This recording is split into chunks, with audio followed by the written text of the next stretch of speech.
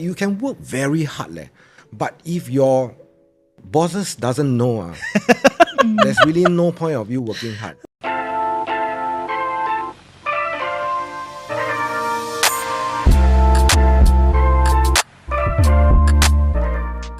So, speaking of being poor, right? And then you having to find alternatives, right? So instead of problems that can be solved with money, right? It's not a problem, right? So now I have to eat a meal, but I got no money to solve it. I have to work hard. I have to go and learn how to cook. I have to do this. The second boomer advice that we have is working hard is the key to achieving financial success. So give it 110% and watch the positive results unfold. Do you believe in this? I think you still have to work hard, whatever passion you have. For me, I like to, for me it's finance. So I read out and read, continuing. After all this year, I'm still reading, right? So you still need to work hard. And I'm not asking you to lay on your bed and expect things to happen, Okay. And I thought I'm seeing youngsters like my kids are spending a lot of time entertaining themselves, watching YouTube. So I was telling them, actually YouTube, there's some very educational channels that you can watch, and that is time well spent rather than just watching plain entertainment. So working hard, yes, I still believe that working hard is, and you still need to work smart because corporate don't change, right? Yeah. I always tell my wife about this example. You can work very hard, but if your bosses doesn't know, there's really no point of you working hard. It's just if I love my wife, so my expression, I don't express that kind of love towards her. She may not know that I love her, right? Right. So this is like loving smart, like working hard as well. So you still have to work hard. You still have to work smart. People are still the same, 10 years ago, 20 years ago, because these are all psychology, right? Bosses, we have this negative bias, human beings, that especially Asian context. If I don't see you work, basically I think that you're not working. Yeah. That's the human negative bias that psychologically we Asians tend to have.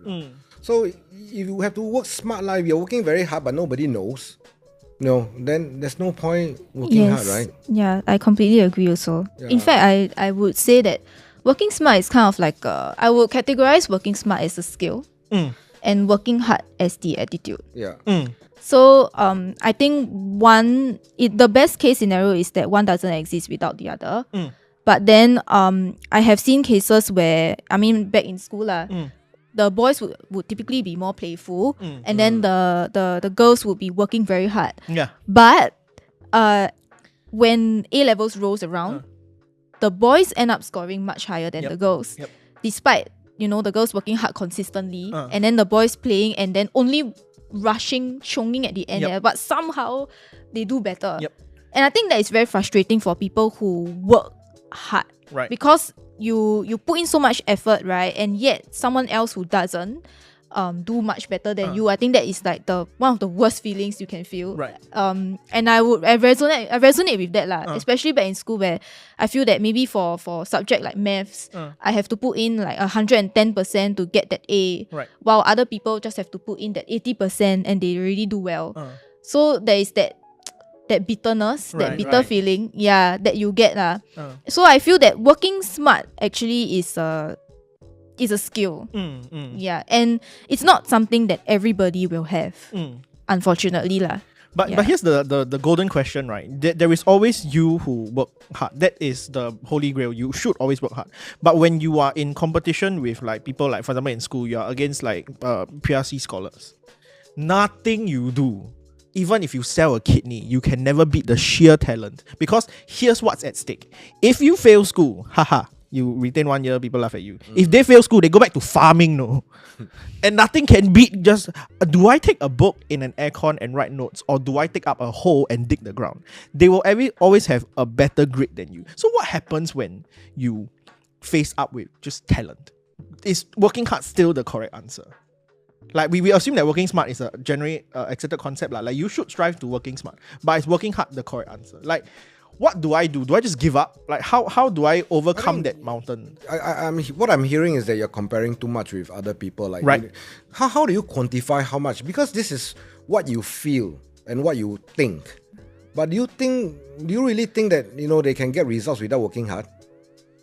No, they do, but they have talent, talent that I do not have. And What school... makes you think that, that there's no, gauge as to whether this fella has more talent than you? But the school does this thing where they do a bell curve, too. So on the bell curve, right, the better scoring people will get the A, and then you will get the B, and majority will get the B. So they are the cream of the crop, and you have never been in that club before. Then you have to ask, what have they done that you have not done?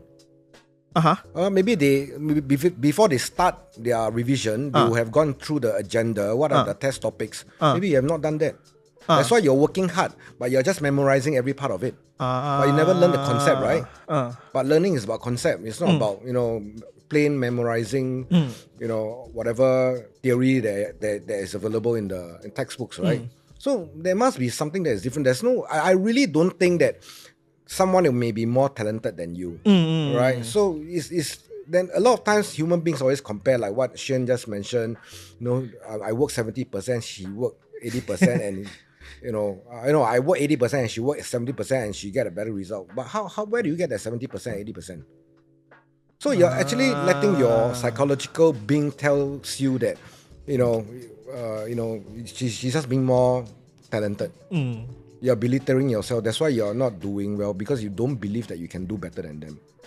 There is this rut that you fall into. Yeah. So working hard is important, but you need to know where to work hard. Just like if I'm reading economics, right? Then I have to read economics and watch economics video, right? There's no point I go and read up on corporate finance. It's a totally different topic, right? So what if I can memorize the whole textbook on corporate finance, but my exam is on economics? You know what I mean? You have to know where to read and where to look for the information. That is the work smart part. Okay. But that doesn't mean that fella have to be smarter than you. That's my analogy about smart. Where to look for the information, what you should be doing, and that's about it. Like, what is the objective? So, okay, if we're trying to sum up what work smart is, it's minimal effort, maximum impact, right? So that the more effort you put in, the greater the impact. So is there any disadvantages to working smart? Has working smart ever been a bad idea? No. I thought you need to, for example, for work, what is your scope? What do you need to attain at the end of the day? As long as you know the objective, then you have a very clear path as to what you should be doing. But okay, so what are the social repercussions though? Because if you are the one who is primed, you are zoned in, you do everything well. People are like, teacher's pet, bro. This guy trying to gay gao, trying wayang, no? And you cannot shake that, because you working smart will always appear like what Xuan said, that you are playing, and work just get done. They don't see the work behind, because you are doing work in your process. Your process works, right? So if your process works, you spend less time fussing about doing the wrong things, which means you are generally more free, right? Yeah. That's why, previously I mentioned also, working hard is an attitude, and it would be best to have both. I think if people working smart, a part of working smart also means that you should know that other people know that you're working hard. Do you understand what I mean? Right, that yes, is a part of the EQ there, right?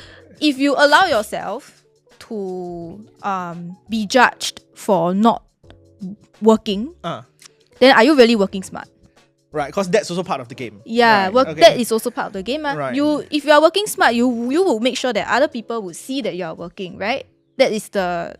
That's working smart as well. To me, again, Excel sheet boy, that's not minimum effort, maximum impact. That's like minimum impact, some other impact that you have to consider. But okay, fair, right? It's still the you are trying to achieve the objective, and that's just one of the objectives that you have to. Yeah. And I do agree with what he mentioned.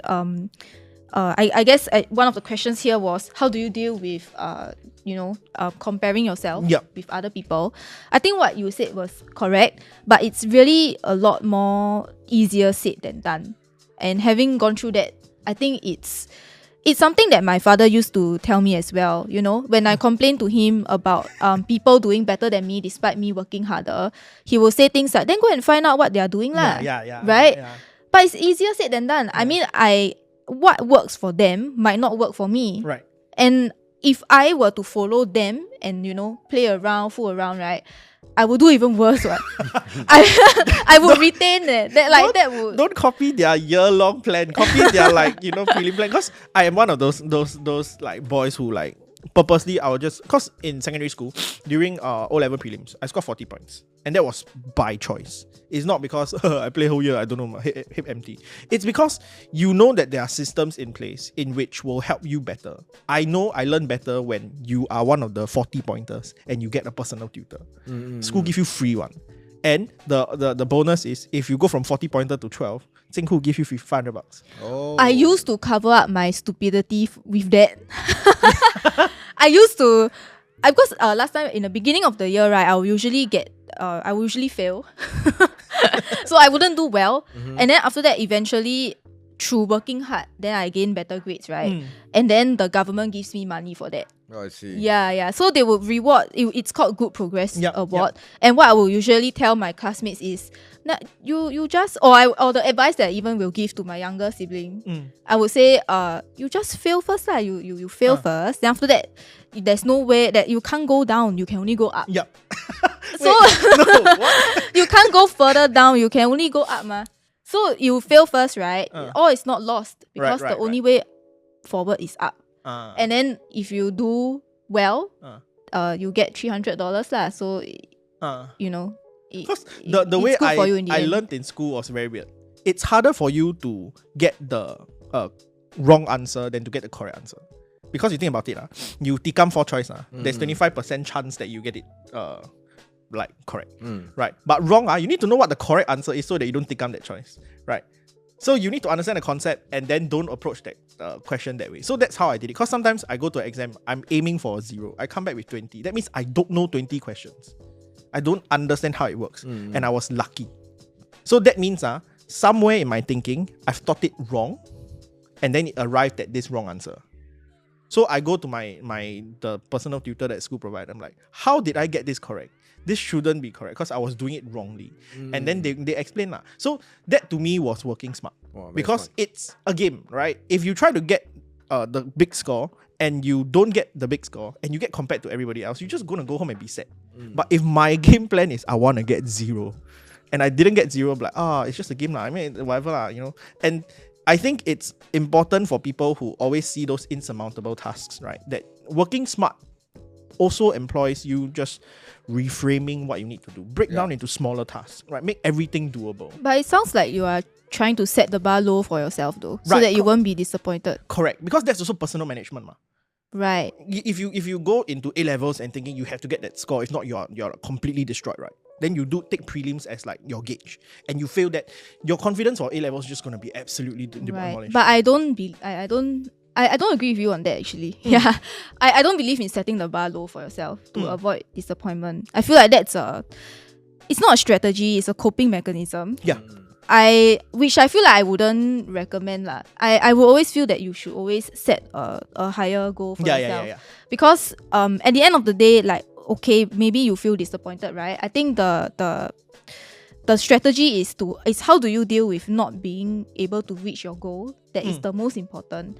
So you can either really hate yourself for not achieving it, or you can think of other ways that you can try to achieve that goal in future. Correct.